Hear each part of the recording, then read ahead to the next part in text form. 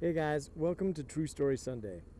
Yesterday was really hot. Today's hot again. But yesterday I was hot all day. And at the end of the day, I thought, I'm going to 7-Eleven and I'm going to get me a gigantic pina colada Slurpee. I asked my wife if she wanted one, and she said no, but I could go for some ice cream. So I figured I'll get her an ice cream bar and I'll get a big ass 5-gallon bucket full of Slurpee, of pina colada Slurpee. But when I went in, it was pretty crowded and everybody was around the Slurpee dispenser. So I just went over by the ice cream. Honestly, there were some rough looking guys and I was a little bit intimidated by their tank tops and tattoos. So I just hung out by the ice cream thing and waited for them to get their Slurpees.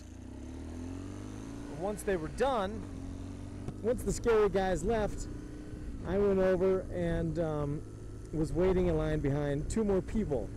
One pretty heavy-set guy who was there with it was probably his girlfriend. But because the devil had spit on her face, it looked like she could have also been his mom, maybe. It looked like she had done so much meth that even though they were probably the same age, she just looked pretty old. So I'm waiting behind this person and she's there. You can't figure out what they want, even though everyone knows that pina colada is the best.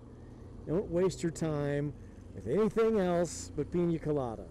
If you walk into a 7-Eleven and the pina colada Slurpee is not frozen all the way, you leave and you drive to the next 7-Eleven and you hope that by the time you get there, or you hope that that 7-Eleven also has the same flavor. So I'm standing behind this person, this crack addict. I don't know what she was. I don't know what kind of drugs that she does. I'm not an expert in drugs, but she looked like Wendy from Breaking Bad. She had stormy eyes that flash at the sound of lies, and she was in line in front of me for a pina colada Slurpee. And you know how when you're finished dispensing the Slurpee, a little bit will hang out of the nozzle. It'll just sit there and hang.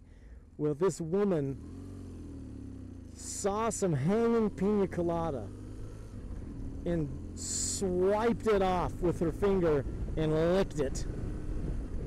And I was horrified.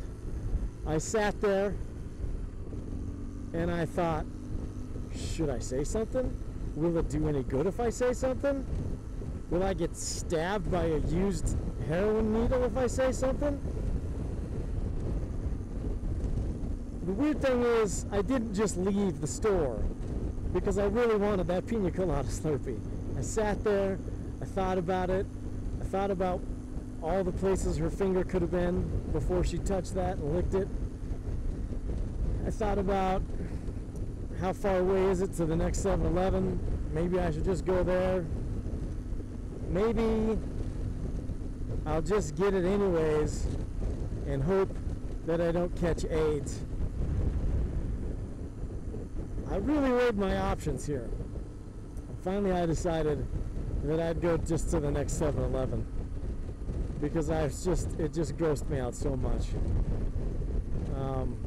And the next 7-Eleven is really close to a Walmart, so I got my wife, oh snap.